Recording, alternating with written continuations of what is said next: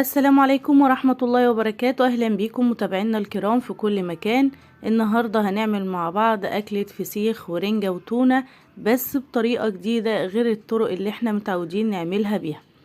أول حاجة هنبدأ بيها تحضير التونة، وعلشان نعمل التونة محتاجين تونة قطع، وأنا بحب أستخدم القطع علشان مش بتشرب من الزيت اللي بتبقى متخزنة فيه. كمان بنصفي التونة من الزيت اللي بتبقى متخزنة فيه، احنا عايزينها من غير زيوت نهائيا، لان احنا هنستخدم معاها مايونيز وبنكتفي بالزيت اللي في المايونيز. بكسر التونة بس قطع كده علشان واحنا بناكلها تبقى القطع على قد لقمة العيش. وهنبقى مجهزين بصلة متوسطة متقطعة صغير زي ما انتم شايفين كده، لكل علبة تونة بصلة صغيرة. وهضيف المايونيز، بس المايونيز كميته قد ايه؟ احنا بنحط مايونيز لغاية ما التونة تبقى معانا عاملة زي سلطة الكول سلو كده. لا المايونيز يبقى كتير علشان ما يبقاش طعم المايونيز طاغي على طعم التونة ويبقى طعمها سخيف، ولا المايونيز يبقى قليل بحيث برضو يبقى الطعم متوازن في الطبق بتاعنا.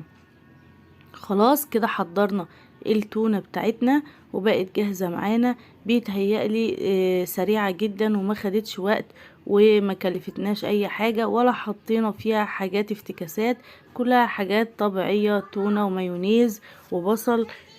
وكده الطبق الاول خلص معانا وبقى جاهز نحضر في الطبق التاني. الطبق التاني معانا الرنجة، هنعملها على طريقتين: الطريقة العادية اللي هي بنسلخها من الجلد بتاعها، والطريقة التانية اللي هي جديدة هنعملها مع سلطة البطارخ.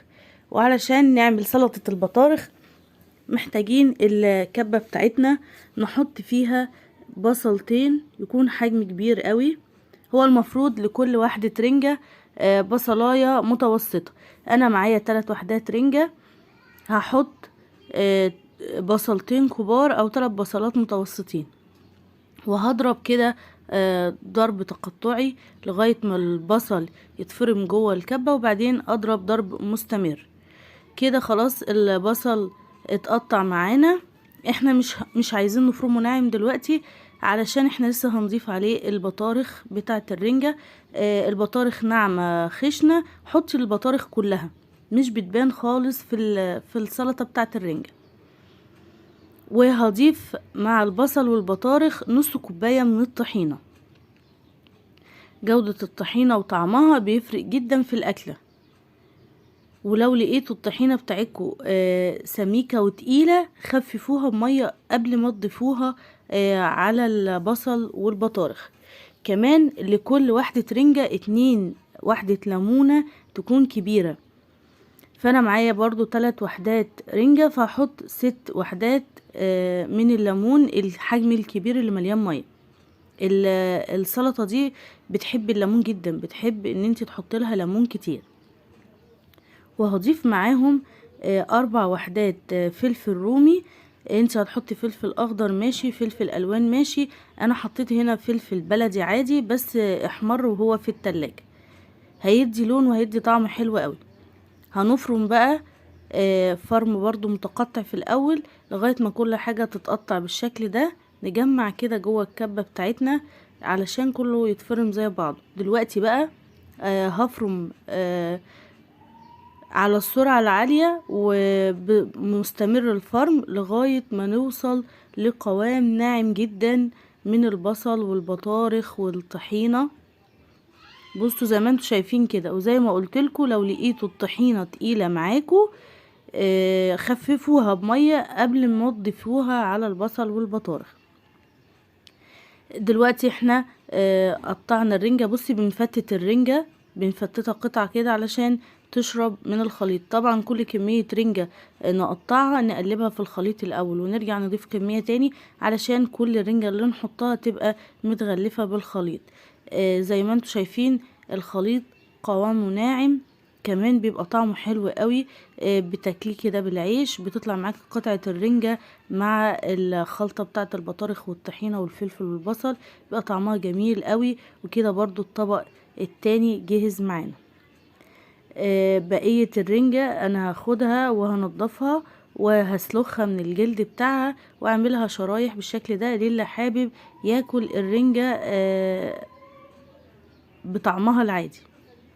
خلاص كل الاطباق جهزت معانا. ادي التونه بالمايونيز، وادي سلطه البطارخ وفيها قطع الرنجه، وبقيه الرنجه عملتها عاديه. وده الفسيخ بتاعي نضفته وشلت من عليه القشر بتاعه وحطيت عليه زيت وحطيت له بصل وليمون. ممكن بقى بصل اخضر، لو ما عندكوش يبقى البصل العادي نقطعه شرايح ونحطه في ميه وخل مع عيش سخن بقى جاي من الفرن. وجبة تحفة جميلة. ممكن تقطعوا خيار، ممكن تحمروا بطاطس، ممكن تقطعوا جزر جنبها للي بيحب. انا مش بحب احط خيار وجزر معاها. انا بحبها جدا مع البصل، مع فلفل رومي، مع عيش سخن، مع بطاطس محمرة، بتبقى وجبة لذيذة. ما تستغربوش التونة بالمايونيز. جربوها الاول قبل ما تحكموا وتقولوا ان كانت حلوة ولا لأ.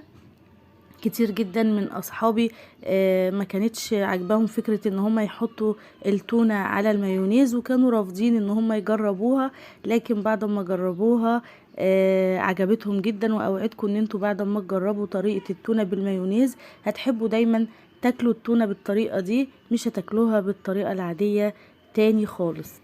وكده خلص فيديو النهاردة، واتمنى يكون فيديو النهاردة عجبكم. ولو عجبكم هستنى تعملوا شير ولايك للفيديو وتدوسوا على زر اشتراك وتفعلوا الجرس لو حابين يوصلكم مننا كل جديد. واترككم في رعاية الله وامنه، والسلام عليكم ورحمة الله وبركاته.